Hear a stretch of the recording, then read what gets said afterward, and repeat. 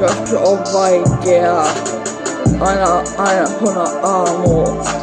Joskus mä mietin negatiivisia asioita, joka päivä on arjessa haastavaa. Mä mietin, että mitä mä tekisin elämälle, enkä halus mennä huono töihin. Enkä tykkää ohjata aamulla 2 aikaisin arjessa. Karja on haastavaa, arjessa aika haastavaa. On musiikkiterapia ollut sairauslomalla 90, että terapia jatkuu. Antaa musiikkiterapia rauhun sairastua.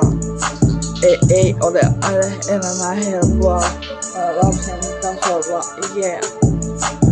Okei, mulla oli vaikeaa. Terapia oli poissa. Mulla on keskivaikea kehitysvamma. Mulla on sairaus, epilepsia, itse hilintä, tai reumakuukausi, itse tai huono aamu, niin edelleen.